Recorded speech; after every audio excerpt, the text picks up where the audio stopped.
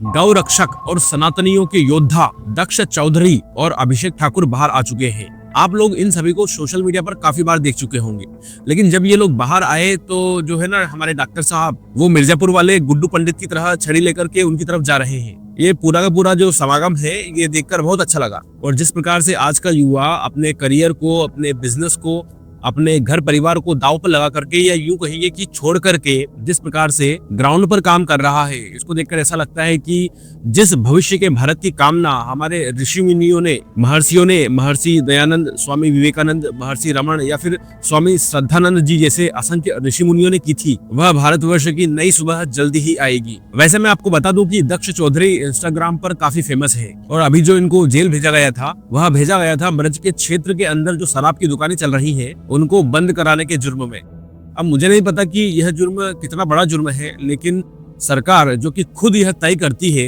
कि जितने भी भारतीयों के, हिंदुस्तानियों के पवित्र नगर हैं, स्थान हैं, वहां पर कोई मांस की दुकान नहीं होनी चाहिए, कोई शराब की दुकान नहीं होनी चाहिए। इस बात को क्यों उन्होंने नियत नहीं किया? क्यों इस बात को पहले से ही तय नहीं किया गया कि ब्रज में जो शराब की दुकानें या मांस की दुकानें हैं उन्हें पहले से ही हटा लिया जाए? और जब जब सरकारें चुप बैठती हैं, जनता अपनी आवाज उठाती है। ब्रजवासी मच्छर वाले हो गए तुम, काम करवा रहे हो यहाँ पे।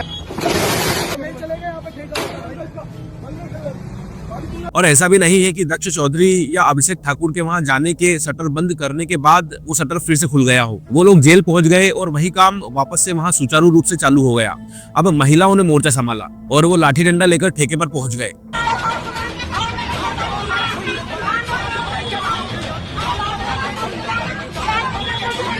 कारण यही था कि इसी मार्ग से संत प्रेमानंद जी महाराज की पदयात्रा निकलती है। उसी मार्ग से जितने भी श्रद्धालु होते हैं वह भी अपने मंदिरों को, अपने तीर्थ स्थानों को जाते हैं। और आप सबको तो पता ही है कि शराब सबसे बड़े अवगुणों में से एक है, वो बुद्धि का नाश कर देती है। और जब बुद्धि का नाश होता है तो व्यक्ति विवेकहीन हो जाता है, और उस टाइम पर वो फर्क महसूस करना बंद कर देता है, वो इंसान से दानव बन जाता है, और ऐसे में पाप कर्म अधिक मात्रा में बढ़ जाते हैं। हम सभी जानते हैं कि सरकारें यह सब रेवेन्यू के लिए करती हैं, पर कम से कम जो स्थान पवित्र हैं, जिस प्रकार से हरिद्वार जी है, ऋषिकेश है, अयोध्या जी है, मथुरा है, वृंदावन है, इन स्थानों से इनको हटा देना चाहिए था। वैसे मैं बता दूं कि इससे पहले भी दक्ष चौधरी कई बार गोरक्षा करते हुए पुलिस का टारगेट बन चुके हैं।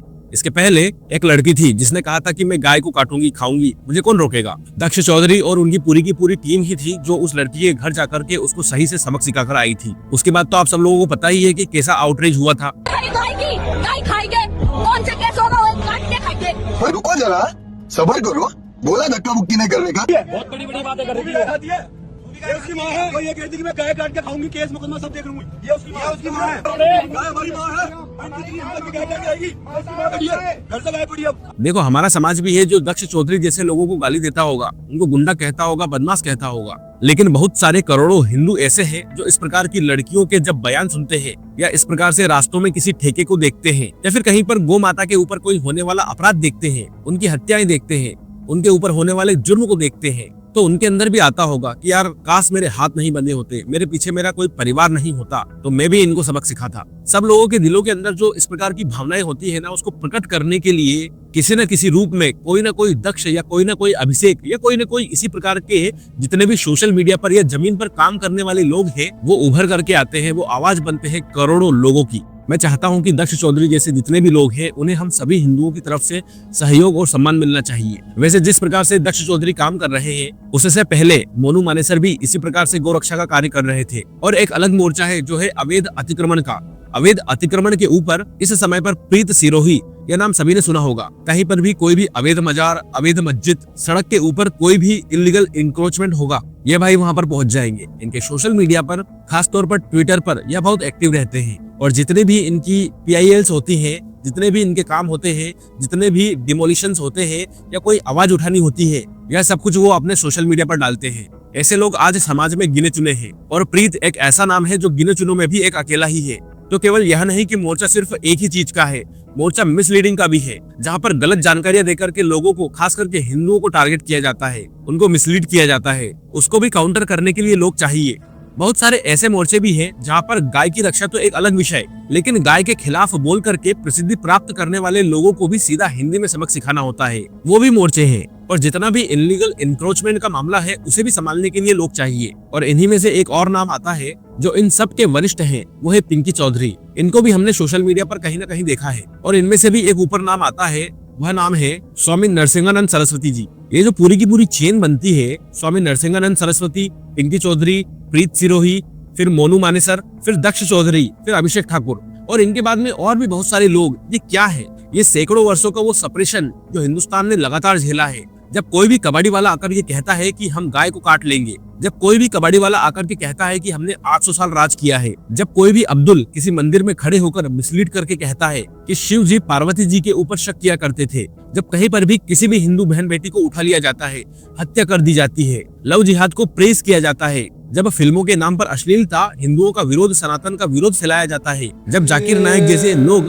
हजारों लाखों की मात्रा में हिंदुओं को कन्वर्ट कर लेते हैं, जब हिंदुओं की सरेआम हत्या कर दी जाती है, जब पॉलिटिकल लोग भी भगवा आतंकवाद की बात करते हैं, हिंदुओं को जेल में सड़ा देते हैं, मुसलमानों को बचाने का काम करते हैं, जब देश का प्रधानमंत्री भी कह देता है कि अल्पसंख्यक खास तौर पर मुसलमानों को अधिकार है हमारे भारतवर्ष के सभी रिसोर्सेज के ऊपर, तब इस प्रकार के शने शने आवाजें उठनी शुरू हो जाती हैं। और यह सभी आवाजें बड़ी दुर्लभ है। इसलिए मेरी अपील है कि इस प्रकार से उठने वाली आवाजें इनको गिनती पर गिन करके कि यार भाई 2 4 6 लोग ही बोल रहे हैं, ऐसा नहीं है। यह कहीं ना कहीं उन करोड़ों लोगों की आवाज है जो आज अपने घर, अपने परिवार, अपने व्यापार, अपने समाज के कारण, अपनी कुछ दुर्बलताओं के कारण बोल नहीं पाते, आवाज नहीं उठा पाते, हाथ नहीं उठा पाते, हिंदी में जाकर के घर में घुस करके समझा नहीं पाते, या गो हत्या करने वाले किसी जिहादी को उसी की भाषा में ट्रीटमेंट नहीं कर पाते। यह लोग गिने चुने लोग हैं, उनकी सबकी आवाज करोड़ों लोगों की आवाज है। तो एक एक को करोड़ों करोड़ों के बराबर समझना चाहिए। मैं चाहता हूं कि इन सभी भाइयों को जहां पर भी आपको ये मिले, इनका सम्मान अवश्य करें। आप आर्मी का सम्मान करते हैं, फौज का सम्मान करते हैं, जो कि देश की रक्षा करते हैं, लेकिन इस समाज के अंदर भी और इस धर्म के खिलाफ भी इस प्रकार के बहुत सारे आतंकवादी हैं जो हमारे देश की नागरिकता लेकर के इसी देश के अंदर रहते हैं। हमारे और आपकी तरह उनको भी वोट का अधिकार है। उनको काउंटर करने के लिए देश के अंदर जो एक मजबूत आर्मी, जो एक सशक्त संगठन चाहिए होता है विभिन्न मोर्चों के ऊपर, वो लोग जब भी आपके बीच से गुजरे, आपको कहीं पर अगर दिखे तो उनका सम्मान अवश्य करें। तो इस वीडियो में सिर्फ इतना ही। आप इन सभी चेहरों में से या इन सभी नामों में से कितने नामों को जानते थे, मुझे नीचे कमेंट करके अवश्य बताइए। और अगर किसी का नाम और काम अगर मुझसे छूट गया हो तो उसे भी कमेंट कीजिए।